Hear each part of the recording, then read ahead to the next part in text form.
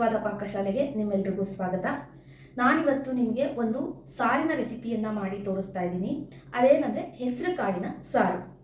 ಈ ಹೆಸರು ಕಾಳಿನ ಸಾರು ಮಾಡೋಕ್ಕೆ ಬೇಕಾಗಿರ್ತಕ್ಕಂಥ ಪದಾರ್ಥಗಳೇನೇನು ಅಂತ ಹೇಳಿ ಮೊದಲಿಗೆ ನೋಡೋಣ.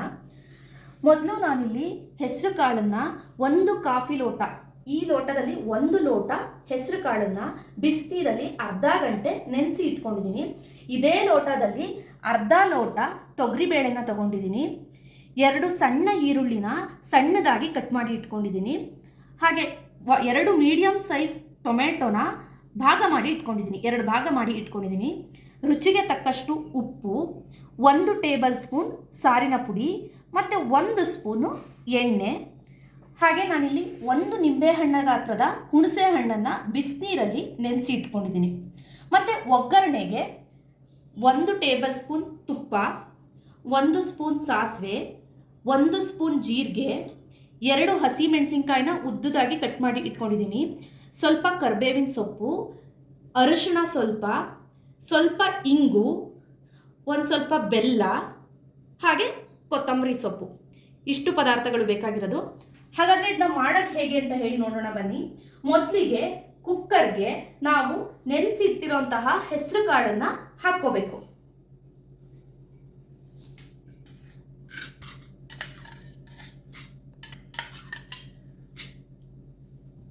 ಇದಕ್ಕೇನೆ ನಾವು ತೊಗರಿಬೇಳೆನ ಹಾಕ್ಕೋಬೇಕು. ಹಾಗೆ ನಾವು ಕಟ್ ಮಾಡಿರ್ತಕ್ಕಂಥ ಈರುಳ್ಳಿನ ಹಾಕ್ಕೋಬೇಕು.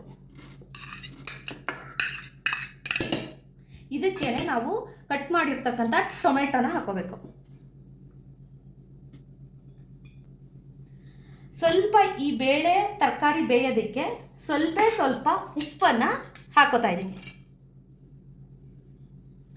ಹಾಗೆ ಈ ಹೆಸರು ಕಾಳು ತೊಗರಿಬೇಳೆ ಏನಿದೆ ಅದು ನೀಟಾಗಿ ಬೇಯೋಕ್ಕೋಸ್ಕರ 1 ಸ್ಪೂನು ಎಣ್ಣೆನ ಹಾಕೋಬೇಕು.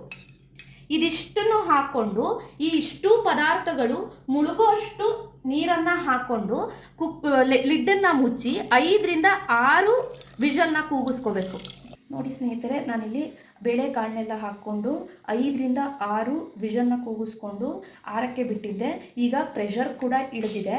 ಪ್ರೆಷರ್ ಇಳಿದ ಮೇಲೆ ಇದನ್ನು ತೆಗೆದು ಬೇಳೆ ಬೆಂದಿದೆಯಾ ಅಂತ ಹೇಳಿ ನೋಡೋಣ.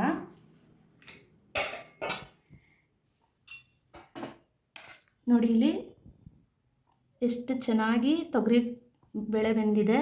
ಹೆಸರು ಕಾಳು ಅಷ್ಟೇ ನಿಮಗೆ ಚೆನ್ನಾಗಿ ಬೆಂದಿದೆ. ನೋಡಿ ಇಲ್ಲಿ ಇಷ್ಟು ಒಂದು 5 ರಿಂದ 6 ಸಲ ಕೂಗಿಸ್ಕೊಂಡ್ರೆ ಚೆನ್ನಾಗಿ ಬೇಯುತ್ತೆ.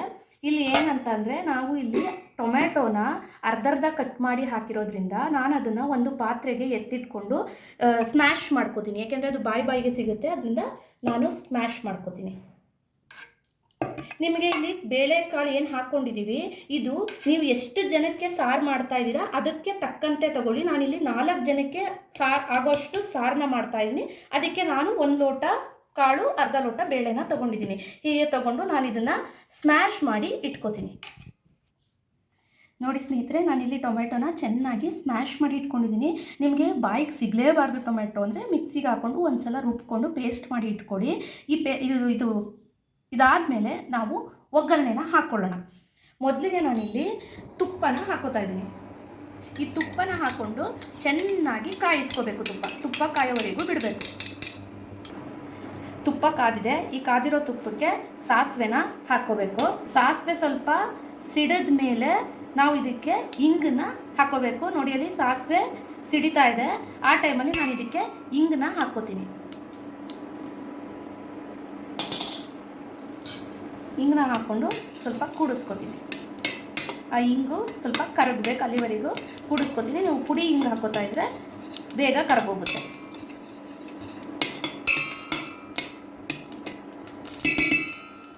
ಇಂಗು ಕರಗಿದ ಮೇಲೆ ಇದಕ್ಕೇ ನಾನು ಜೀರಿಗೆನ ಹಾಕೋತೀನಿ. ಜೀರಿಗೆ ಹಾಕಿದ್ಮೇಲೆ ಇದಕ್ಕೇ ಹಸಿಮೆಣಸಿನ್ಕಾಯಿ ಮತ್ತು ಕರಿಬೇವಿನ ಸೊಪ್ಪನ್ನ ಹಾಕ್ತಾ ಇದ್ದೀನಿ.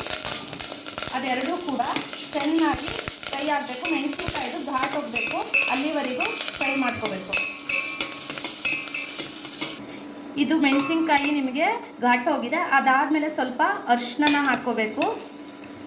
ಅರಿಶಿನ ಹಾಕ್ಕೊಂಡು ಇದಕ್ಕೇ ನಾವು ಅವಾಗಲೇ ಕೂಗಿಸ್ಕೊಂಡಿರೋ ಅಂಥದ್ದನ್ನ ಇದಕ್ಕೆ ಹಾಕ್ಕೋಬೇಕು. ಇದಕ್ಕೆ ನಾನು ಸ್ಮ್ಯಾಶ್ ಮಾಡ್ಕೊಂಡಿರೋಂಥ ಟೊಮೆಟೊನ ಹಾಕ್ಕೋತೀನಿ. ಅದಾದಮೇಲೆ 1 ಟೇಬಲ್ ಸ್ಪೂನ್ ಏನು ನಾನು ಸಾರು ಪುಡಿ ಇಟ್ಕೊಂಡಿದ್ದೀನಿ ಆ ಸಾರು ಪುಡಿನ ಹಾಕೋತಾ ಇದ್ದೀನಿ. ಈ ಸಾರು ಪುಡಿ ಜೊತೆಗೆ ನಾನು ಸ್ವಲ್ಪ ಬೆಲ್ಲನ ಹಾಕೋತಾ ಇದ್ದೀನಿ. ಈ ಬೆಲ್ಲನ ಯಾಕೆ ಹಾಕೋಬೇಕು ಅಂದರೆ ಆ ಸಾರು ಪುಡಿನಲ್ಲಿ ಏನು ಘಾಟ್ ಇದೆ ಆ ಘಾಟು ಚೆನ್ನಾಗಿ ಹೋಗುತ್ತೆ. ನೀವು ಬೆಲ್ಲ ಹಾಕೋದ್ರಿಂದ ಪೂರ್ತಿ ಘಾಟ್ ಹೋಗೋವರೆಗೂ ಇದನ್ನು ಚೆನ್ನಾಗಿ ಕುದಿಸ್ಕೋಬೇಕು. ನೋಡಿ ಸ್ನೇಹಿತರೆ, ನಾವೇನು ಸಾರಿನ ಪುಡಿನ ಹಾಕಿದ್ದೀವಿ ಅದನ್ನು ಹಾಕ್ಕೊಂಡು ಒಂದು ಸ್ವಲ್ಪ ಹೊತ್ತು ಹೀಗೆ ಕುದಿಸ್ಕೊಂಡು ಈ ಸ್ವಲ್ಪ ಕುದೀತಿರೋ ಟೈಮಲ್ಲಿ ನಾವು ರುಚಿಗೆ ತಕ್ಕಷ್ಟು ಉಪ್ಪನ್ನು ಹಾಕ್ಕೋಬೇಕು. ಈ ಉಪ್ಪನ್ನ ಹಾಕೊಂಡು ನಾನಿಲ್ಲಿ ಕಲ್ಲುಪ್ಪನ್ನ ಹಾಕೋತಾ ಇದ್ದೀನಿ. ಈ ಕಲ್ಲುಪ್ಪು ಕರಗೋವರೆಗೂ ಚೆನ್ನಾಗಿ ನಾವಿಲ್ಲಿ ಇದನ್ನು ಕುದಿಸ್ಕೋಬೇಕು. ನೋಡಿ ಫ್ರೆಂಡ್ಸ್, ಇಲ್ಲಿ ಚೆನ್ನಾಗಿ ಉಪ್ಪು ಜೊತೆ ಕುದ್ದಿದೆ. ಈ ಟೈಮಲ್ಲಿ ನಾವು ಹುಣಸೆಹಣ್ಣ ಏನು ನೆನೆಸ್ಕೊಂಡಿದ್ವಿ ಅದ್ರದ್ದು ರಸನ ಹಾಕ್ತಾ ಇದ್ದೀನಿ. ಈ ಹುಣಸೆಹಣ್ಣಿನ ರಸನ ಯಾವಾಗಲೂ ಲಾಸ್ಟಲ್ಲಿ ಹಾಕೋಬೇಕು. ಯಾಕೆ ಅಂದರೆ ನಾವೇನು ಸಾರು ಪುಡಿ ಹಾಕಿದ್ದೀವಿ ಅದು ಚೆನ್ನಾಗಿ ಕುದಿಬೇಕು, ಅದ್ರ ಘಾಟ್ ಹೋಗಬೇಕು. ನೀವು ಒಂದ್ಸಲ ಹುಣಸೆಹಣ್ಣಿನ ರಸ ಹಾಕ್ಬಿಟ್ರೆ ಅದ್ರ ಘಾಟು ಪೂರ್ತಿ ಹೋಗಲ್ಲ. ಆ ಪೂರ್ತಿ ಘಾಟ್ ಹೋದ ಮೇಲೆ ನಾವು ಹುಣಸೆಹಣ್ಣಿನ ರಸನ ಹಾಕ್ಕೋಬೇಕು. ಹೀಗೆ ಹುಣಸೆಹಣ್ಣು ರಸ ಹಾಕ್ಕೊಂಡು ಸ್ವಲ್ಪ ಕುದಿಸ್ಕೋಬೇಕು. ಹುಣಸೆ ಹಣ್ಣಿನ ರಸನ ಹಾಕ್ಕೊಂಡು ಸ್ವಲ್ಪ ಕುದಿಸ್ಕೊಂಡದನ್ನ ನೀವು ನಿಮ್ಗೆ ಎಷ್ಟು ಸಾರಿನ ಕನ್ಸಿಸ್ಟೆನ್ಸಿ ಬೇಕು ಆ ಕನ್ಸಿಸ್ಟೆನ್ಸಿಗೆ ತಕ್ಕಂತೆ ಎಷ್ಟು ಜನಕ್ಕೆ ಸಾರು ಮಾಡ್ತಾ ಇದ್ದೀರಾ ಅದಕ್ಕೆ ತಕ್ಕಂತೆ ನೀವು ನೀರನ್ನು ಹಾಕ್ಕೋಬೇಕು. ತುಂಬ ನೀರು ಮಾಡ್ಕೊಳಕ್ಕೆ ಹೋಗ್ಬಾರ್ದು, ಎಷ್ಟು ಬೇಕೋ ಅಷ್ಟು ನೀರನ್ನು ಹಾಕ್ಕೊಂಡು ಕುದಿಸ್ಕೋಬೇಕು. ನೋಡಿ ಸ್ನೇಹಿತರೆ, ಇದು ಚೆನ್ನಾಗಿ ಕುದ್ದಿದೆ. ಈ ಕುದ್ದಾದ್ಮೇಲೆ ಇದಕ್ಕೆ ನಾನು ಸ್ವಲ್ಪ ಕೊತ್ತಂಬರಿ ಸೊಪ್ಪನ್ನ ಹಾಕ್ಕೊಂಡು ಸರ್ವಿಂಗ್ ಬೌಲ್ಗೆ ಹಾಕ್ಕೋತೀನಿ. ನೋಡಿ ಸ್ನೇಹಿತರೆ, ರುಚಿಯಾದಂತಹ ಹೆಸರು ಕಾಳಿನ ಸಾರು ರೆಡಿಯಾಗಿದೆ. ಈ ಹೆಸರು ಕಾಳು ತುಂಬ ಪ್ರೋಟೀನ್ ರಿಚ್ಚು. ಒಂದೇ ಥರದ ಸಾರು, ಈ ತೊಗರಿಬೇಳೆ ಸಾರನ್ನ ನಿಮಗೆ ತಿಂದು ಬೇಜಾರಾಗಿರುತ್ತೆ ಅಂಥವ್ರು ಈ ಥರ ಒಂದು ಹೆಲ್ದಿ ಸಾರನ್ನ ಮಾಡಿಕೊಂಡು ಅನ್ನದ ಜೊತೆ ಕಲಿಸ್ಕೊಂಡು ತಿಂದರೆ ತುಂಬ ಖುಷಿ ಪಡ್ತಾರೆ ಮತ್ತು ಇಷ್ಟ ಆಗುತ್ತೆ. ಇದೇ ರೀತಿ ನೀವು ಕೂಡ ಮನೆಯಲ್ಲಿ ಟ್ರೈ ಮಾಡಿ ಹೇಗಿತ್ತು ಅಂತ ಹೇಳಿ ನನಗೆ ತಿಳಿಸಿ. ಕಮೆಂಟ್ ಸೆಕ್ಷನಲ್ಲಿ ನಿಮ್ಮ ಅಭಿಪ್ರಾಯಗಳನ್ನ ಹಾಕಿ ಮತ್ತು ನಮ್ಮ ಚಾನಲ್ನ ಸಬ್ಸ್ಕ್ರೈಬ್ ಮಾಡೋದನ್ನ ಮಾತ್ರ ಮರಿಬೇಡಿ. ಧನ್ಯವಾದ.